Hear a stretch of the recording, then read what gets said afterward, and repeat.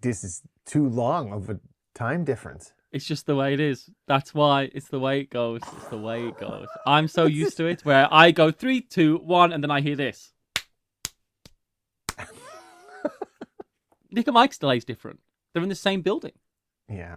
Dave Luzapalooza, top 100 games of all time. Dave Luzapalooza, some are great, some just fine. Dave Luzapalooza, here telling you just how it is. It's Matthew Jude. Hi everyone, my name is Dave Luza, and this is the video that goes out before the video that says top 100 games of all times, according to me. But I have someone with me who is keeping me straight. Oh, my name is Dave Luza, by the way. Luzapalooza. You hear where it's coming from. And with me to keep me... I never knew. I never got it. Hello, I'm Matthew. To keep me straight, I'm it's here. Matthew, yes. I'm here to say, really? That's basically my job. So I go, you're here to question if the games that I like, I really like, or I'm if... here to tell you you're wrong about your own opinion. Yes. Well, let's talk about how we got to this opinion for a quick bit. I took all the games on Board Game Geek. I think I went through... I did not go through the whole list because that's impossible. But I took the last 15 years and I went through the first 400 games on every year that came out. It was a lot of work. And I marked each game that I played as, hey, I've played this game. So now my Board Game Geek account knew all the games that I played. Then I entered that in a site called Pub Meeple. And they use your Board Game Geek. You can actually use my list if you want to. You just enter it. And then it takes all these games and he says, which ones do you think are eligible to be in your top 100? So I had to go through that list. So the original list was like 1,500 different games, which does not sound like a lot of games.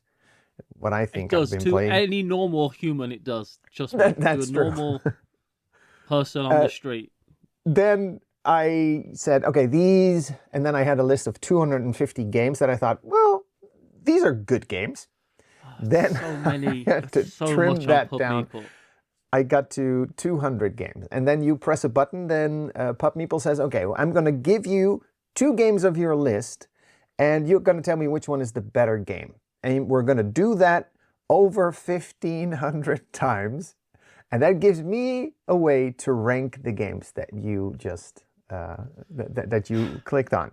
So that's what I did, and that gave me my... I actually have a top 200 games. Here's the thing, right?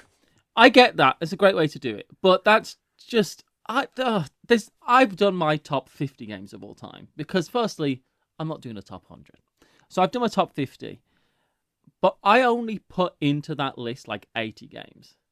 Because I put a short list in, which was all the games I own, and some games that I don't own that I do love. Like some things that are on Board Game Arena and some things that I've played and I think, oh, that's a fantastic game, but I don't own it. For instance, Blood on the Clocktower. Great game, I don't own it. I don't ever plan on owning it, but I would play it. It's an expensive game. And, well, it is.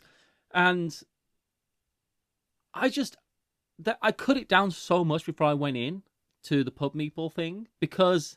I know if it's not in the top 50, I got it down to it's like, and my other issue with ranking games in general is how do you decide if a game is better than another game? Is it that it's a better game technically, cerebrally for your brain, all that, or is it just? See, my personal belief is that what makes a game better than another game. It's 2 things. The first thing is which game is more fun. Not which game is smarter. Not which game it does a new interesting thing. Not which game is more innovative or beautiful or whatever. Just, is it strictly more fun? Do I enjoy playing it? Do I have a fun? It's not even playing the game though either. It's, do I enjoy the experience? You are contradicting yourself already. You're saying, is the game fun? And then you think, I have fun playing. Those are two different things already. For me, it's just that I find that in a lot of lists, people's games, small card games and stuff like that, party games, normally end up off the list. And you could think, well, I can't say that, Rings and Things is a better game than Brass Birmingham.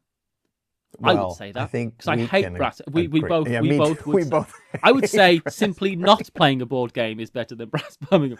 But you know what I mean? So I always could just watch a movie. We could watch Peaky Blinders, get the same kind of experience, and not play by Brass the Birmingham. order of the Peaky Blinders. But you know my point. It's that my list, I looked at it and thought, okay, my top 10, I get it. But then the next 40 games, I thought, these are all just games I love that I've put basically in an arbitrary ranking, I guess. Yes. I don't know. I have not played all the games in the world. I've never played A Feast for Odin. I am very certain that I'm going to love A Feast for Odin. People have told me I had plans to play this last month. Mike was gonna teach me A Feast for Odin, but then we ran out of time. So that was that. Yeah.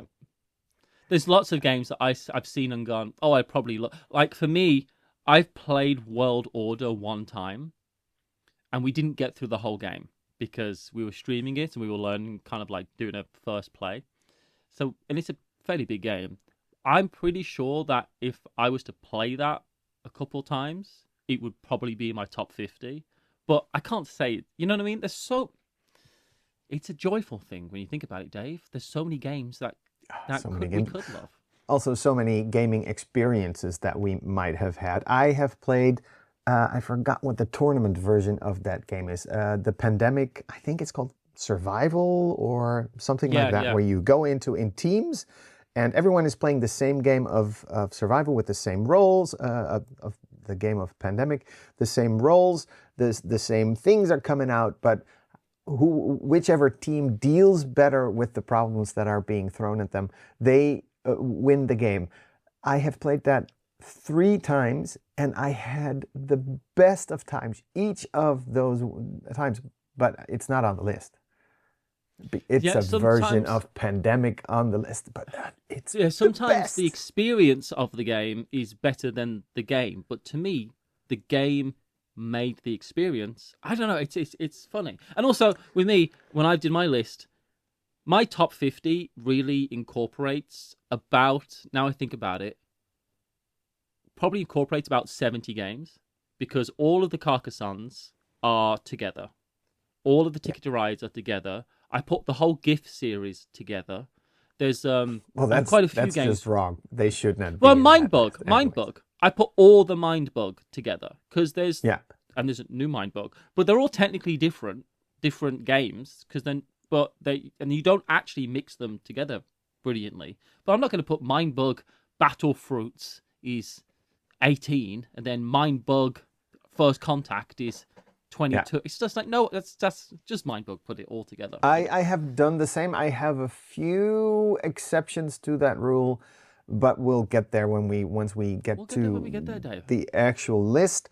I wanted to also mention that it is about the people you are with. What is the best game? Which game is the most fun to play? You can wake me up wake me up in the middle of a night for a specific type of game. Don't wake me up to play Blood in the Clocktower on the Clocktower. Yeah. That is too much. I won't sleep afterwards. But there are games that you can definitely wake me up for. Hey, if you're gonna decide at a convention, if you decide to play on this game, wake me up. I don't care what time it is. I'd be annoyed if I found out you hadn't woke me up to play this game. What do you mean you played this and I wasn't? You were asleep. I've mentioned many times that you should. Well, and for me, there's a couple games that I've had incredible experiences playing. The 2 that come to mind are the first time I played Magical Athlete and the first time I played Downforce. both of those games, those experiences, I don't know why this happens, Dave. There's balloons. I did this and it created balloons. Great. I wish I could turn... Regardless, let's ignore that. Move on. Is that both of those experiences were incredible. That first time I played Magical Athlete was one of the best gaming experiences of my entire life. I was at Dice Tower Con. I played it with Brant. I played it with Nick and Mike were there. It was so fun. And then I played Magical Athlete again, and I was like, this isn't in my top 50 games of all time. I played but it that yesterday experience is in my with top my mother-in-law. 10. We had a great time. Anyway, so are you happy with your list? Are you happy with it? Did I am anything massively surprise you? Now, yes, I had to come to terms with specific things that I thought, well, this... Yeah, apparently this is a thing. I was surprised how many deduction games are on the list. I was really surprised. Interesting. Yeah. The lack of real co-op games also. No one would be surprised. Co-op games, there are, for me, I'm not a co-op gamer. And deduction games I always think I don't like, but I do like them more than I think I like them. But my surprise for my list, which we aren't doing my list right now, but maybe that'll come in the future on this channel. Who knows? The answer, it will. It will. But I am like this huge trick taker guy. I was loving trick taking games before it got popular. Go back. It's on record. But my top 100, my top 50, there's not that many trick taking games on there. There's a few, but it's not like loads. It's interesting that you can love a genre and play those games loads, but they aren't your favorite games. Like for me, Knizia. I looked at my list. Knizia is by far my favorite board game designer. So your list must be full of games with him. And I own over 1/5 of my board game collection is Knizia games. I own about 70 Knizia games still, and I've done massive culls of board games. I got rid of a lot of Knizia games. But I was like, oh, there's only this many Knizia games. So I just love his games, but none of his games are like the best games ever. I don't know. It's interesting. Yeah, it's very interesting. So we talked to about me and that. us board gamers. Games that did not make the list. I mean, there's too many to mention. Yeah, all the other here's games did not every make game the list. not on my list. Then the moment the group that you're playing with, so how do you compare playing Blood on the Clocktower, which is a massive group? If I'm ever with 15 people, yes, I want to play Blood on the Clocktower, unless it's in the middle of the night. Unless this is so. Do you think about when you're comparing games, about the specific situation where this is the perfect game, so everything needs to align to play this? I need to have a whole day free to play Elder Scrolls Betrayal of the Second Era. I need the day because we're going to have fun, but we need the day. If we don't have the day, then... So how do you compare playing a trick-taking game with that game? Well, I'm only assuming we have time for both of these. So now I can compare them. So comparing games is the weirdest thing, but we did it. I did it, and we're going into the list. I'm excited. I hope everyone is enjoying it, and please let us know how do you create your top 10 list or your top 20 or whatever. How do you make those decisions? Please write them in the comments if you want. And Matthew is here with me, keeping me straight, although I'm not going to change it just because you say so. I think you should. I think I get one veto of your whole list, and you have to get rid of the I'll game. give you one veto for the whole list. Let's see when you're using this. Don't wait until I feel like I already know what it's going to be, so we'll get into it. All right. My name is Dave Luza. This is Matthew Jude, right over here, a great friend, and listen to our podcast. It's called This Game is Broken. You can find it everywhere where you listen to podcasts. List is incoming. Next video. Bye. Dave Luzapalooza, top 100 games of all time. Dave Luzapalooza, some are great, some just fine. Dave Luzapalooza, here telling you just how it is. It's Matthew Jude.